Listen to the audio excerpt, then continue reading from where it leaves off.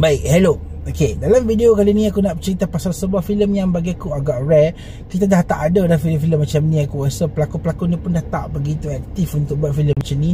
It's kind of fun. Ada Ben Stiller, ada Jack Black, ada macam-macam lah. Dan bagi aku ini adalah filem yang very fun, very seronok, very enjoy. Dan it's kind of something very rare. Ada Tom Cruise juga dalam filem ni.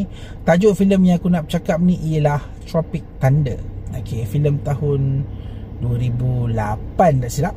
Okay, filem ni memang sebuah filem spoof, tapi memang fun gila. Chemistry antara watak memang kau-kau lah. Okay, dan the best thing is filem ni fun, at the same time dia gore, dia action, dia memang all in one. Okay, dan sebelum kita bercakap lanjut pasal filem Tropic Thunder, kita intro.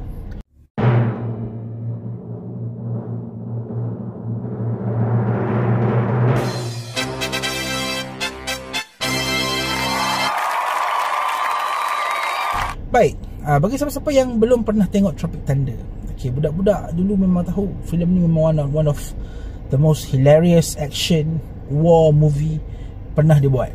Memang kelakar gila movie ni. Kisah very simple tentang a bunch of people, actor, yang mana diorang ni pun dah lesu lah, orang dah tak minat lah diorang.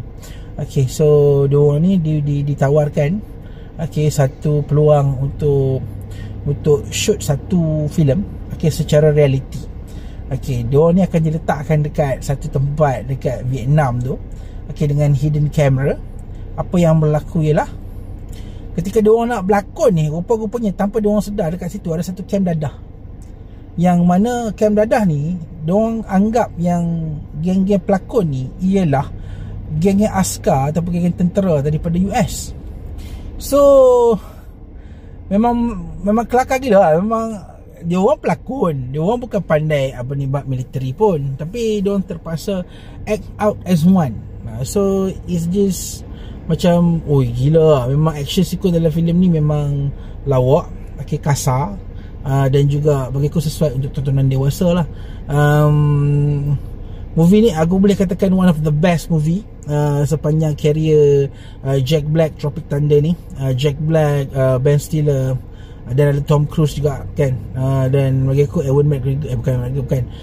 Dan bagi aku suggest gila movie ni. Ini adalah movie 5 star yang bagi aku tak lapuk di telan zaman. Movie ni is very simple, pretty simple, santai, dan memang aku nak kata there's nothing to talk about the weak point of this movie. Memang semua movie ni memang seronok gila. Ada sindiran macam Robert Downey Jr. jadi orang black people kan, sanggup berbedahan. Tapi kalau hampa tengok dekat TV tak silap, dia dah potong bahagian yang bagi aku agak fun, bahagian depan tu.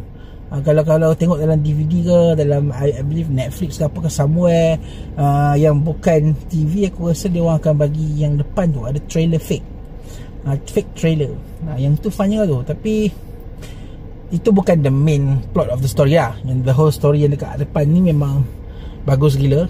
Dia walaupun filem ni action sequence dia memang ganas, letupan rata-rata, tapi filem ni bukan hanya sekadar komedi kosong lah. Dia macam satu spoof kepada industri perfilman Hollywood itu sendiri, spoof terhadap kejadian ataupun dunia perfilman ataupun dunia pelakon itu sendiri, which is bagi aku memang something yang it's quite fun at the same time. Tapi kita boleh discuss tentang the reality of being an actor dekat Hollywood.